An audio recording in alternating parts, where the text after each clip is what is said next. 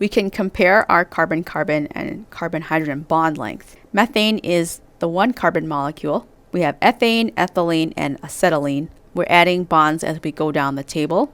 As we add bonds, our bond length gets shorter. So if I look at the carbon-carbon bond length, 153, 134, and then 120, this gets shorter. So bond length decreases as our number of bonds increases.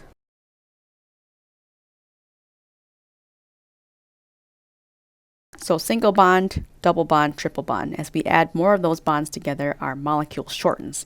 So you can think of having two sticks, and then as you wrap more rubber bands around there, those will be more inclined to come together to make shorter bonds.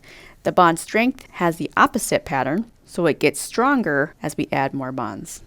So bond strength increases with bonds. So that's evident in the C-C bonds that I just circled, and you can see the same pattern when we look at the carbon-hydrogen bonds for each of those. So our job in this problem is to draw an electron, dot, and a line bond structure for acetaldehyde, and we're given the formula there. So we have a C. I'm going to put another C here. So I have my hydrogens. I can't put a hydrogen on the other side because we don't have that many. That's why I have the C there. And then there's an H. I'll put my 4 dots for carbon here. H. And then I'll put an oxygen. So oxygen has 6 valence electrons. And now I'm sharing one with carbon. So in this guy, if I drew this out here,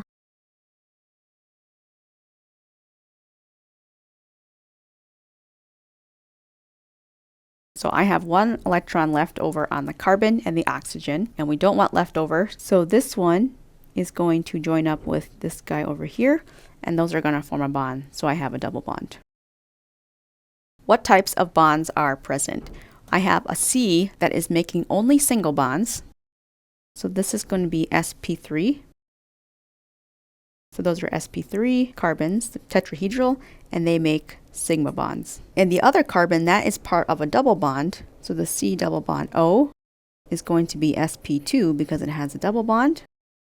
And that makes 1 sigma, and there's 1 pi bond there. That first one's always going to be a sigma bond. The second one is a pi bond.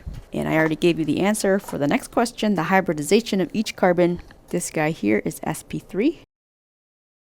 This one is sp2. And for bond angles, for sp3, our bond angles are 109.5. And for sp2, those are 120. Now we'll draw an electron dot structure for acetonitrile. It's CH3CN, and we're told that we have a carbon-nitrogen triple bond. So if I start with C, that has 1, 2, 3, 4. I'm going to draw it to another C, and then N. We're told that we have triple bond, so I'll draw my 2 here. There's a triple bond. We have 3 H's.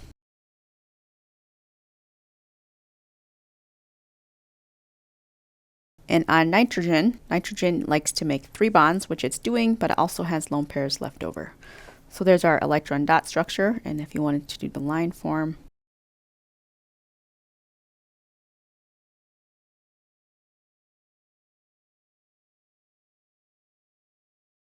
that is what that would look like. So just to wrap up here, sp3 is tetrahedral. Nitrogen, oxygen, phosphorus, and sulfur are also tetrahedral. So we're going to be looking at different ways to draw organic structures because having the little dots and even lines in between them will get tedious as we start to draw bigger structures. So in a condensed structure, we don't draw the bonds between carbon and hydrogen or carbon and carbon. These are going to be implied.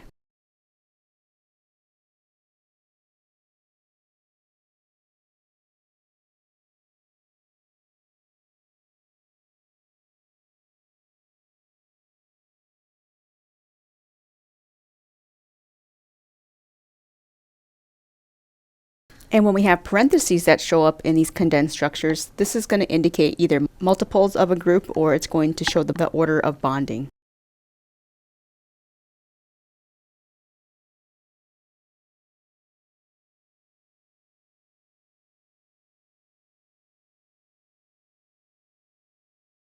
So if I just numbered this quick, just from left to right, so you can get an idea of where these are. I have first a C that has 3 H's attached to it. So I'm not showing any bonds there. That's carbon 1. On carbon 2, I have a CH2. On carbon 3, I have a C with an H. And sometimes if there's a group branching off of the main chain, we can just draw a line here. And then I have a CH3 again. So if you quick wanted to show the numbers so you can see where each of those line up. That's one way to do a condensed structure. Another way to do it is to start again with the same thing. We have CH3, there's a CH2, and then if you can recognize that there's a CH3 here and a CH3 here, those two groups are the same thing, so we can bunch those together. So on that CH, which is carbon 3, so we have 2 CH3s, and we put a 2 there on the parentheses. So that's another way that we can draw the condensed structures. And 4 is one of the carbons that are in that parenthesis. Atoms or groups that are bonded to a carbon are shown to the right in parentheses, and then atoms other than hydrogen can be shown hanging from the carbon. As we saw in the last example, that CH3 was hanging up on top in order to show that it was coming off of that particular carbon. So for this example here, I have a CH3,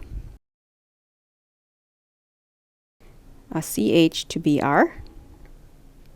So you can just write the Br here and just keep trucking along. CH2, CH2. So we're up to this point here. If I just want to keep a landmark, there's CH and then Cl and then a CH3. So that's one way that you can draw it. So it's just the Br is shown to the right of the carbon that it's bonded to, or you can do the parentheses to show that it's coming off of a group. So on this second chain here, this one's coming off of a C and this one's coming off of a C. So we can show those in parentheses. So this would be CH3, CH2, CH, and then we would put CH3 in parentheses because it's coming off of that carbon right there. A CH2 again, CH, and then OH in parentheses, and then a CH3. And you can always number these carbons just to make sure you have everything.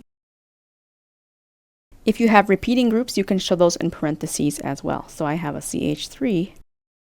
These are all CH2s right here, and there happen to be 4 of them. So I can do parentheses, CH2, 4, and then CH3.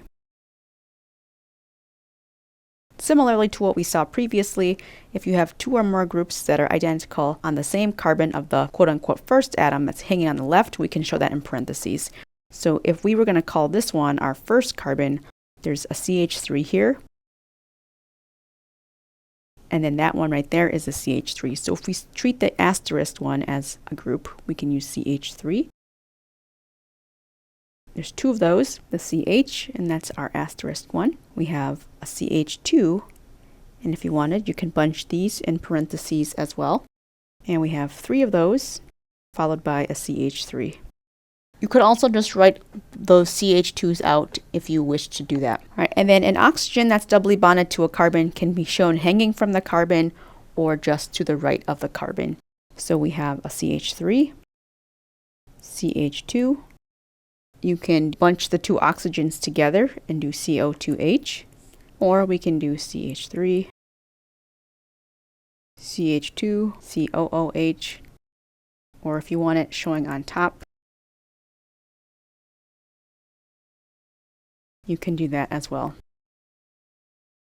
When we're drawing skeletal structures, there are 3 general rules. The first is that carbon atoms usually aren't shown. Instead, a carbon atom is assumed to be at an intersection of 2 lines or bonds and at the end of each line. So if I'm going to draw this structure here, I'm going to count my carbons. There's 6 carbons in that main chain, so I would drop my pencil and start my counting at 1. So this would be 1, 2, 3, 4, 5, 6. And then on the third carbon, I have a CH3. So I'm just going to draw that sticking down there. So each of those points is a carbon. And then on carbon 5, I have an OH. Hydrogen atoms that are bonded to carbon are not shown, but we do show the hydrogens if they're on atoms that are other than carbon. So this would be oxygen, nitrogen, sulfur. Hydrogens on any of those atoms, we have to draw them in. So we had 1, 2, 3, 4, 5, 6. On carbon 3, I had a CH3, and then an OH on carbon 5.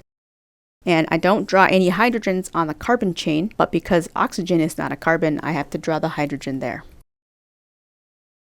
So these are our skeletal structures and the Kekulé structure. So the Kekulé shows the lines and the bonds between. The skeletal just has the carbons without hydrogen shown. And there's different ways of writing these structures. We can invert order. Instead of writing CH3 here, it's written as H3C, and that just shows how that's bonded. So it's the carbon that's bonded to this carbon here, and the O is bonded to the C, which is why it's written as HO. You can also write it the other way. There's not a preferred method here. So for isoprene, there's a carbon-carbon double bond, and that comes out to the skeletal structure over here. And then for methyl cyclohexane, it's a 6-membered ring. This is connected with one CH3 group coming off of there. For phenol, we have a 6-membered ring that has alternating double bonds inside of it with the OH coming off of there.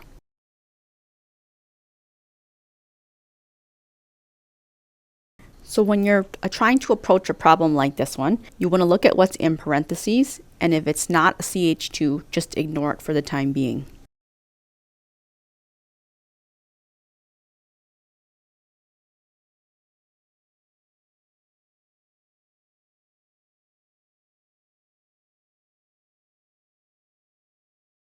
So we can number our carbons real quick, not including the parentheses, because those are coming off of the main chain.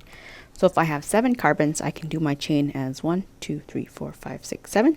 On carbon 3, I have a CH3, and on carbon 5, so this is the one attached to the one before, this is a CH3. And if you want to number these, you can. Just do a double check. In the next problem here, if I look in parentheses, those are CH2s, so I can't ignore those. That means I have 2 CH2s next to that CH3. So I have a CH3, which I'll drop. I go 1, 2, 3 for my CH2 groups. I have an O and then a CH3. So this right here is my 3 CH2 groups. And there's a line that's a bond to oxygen, and this is a line that's going to the CH3 group. In the last one here, I have an NH, so I have a CH3, CH2. There's a bond to the nitrogen, and that has a hydrogen coming off of it, so I have to draw that hydrogen in because it's nitrogen. I have a CH2, CH2, and then a CH3.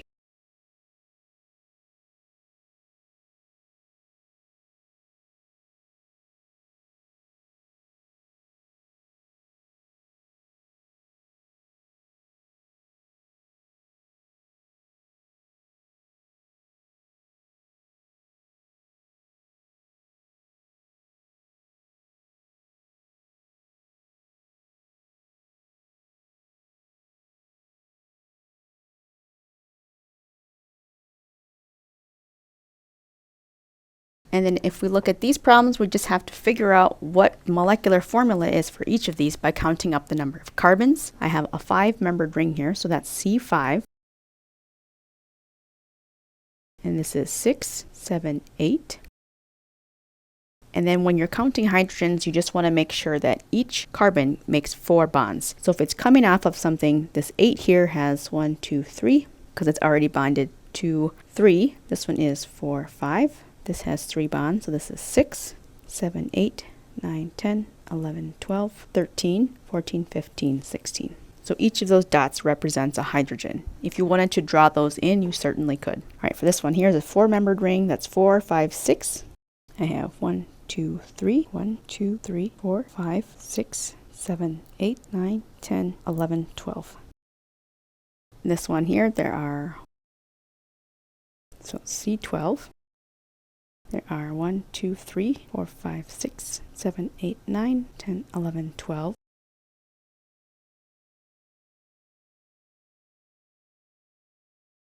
H26. 6, 7, 8, 9. H18.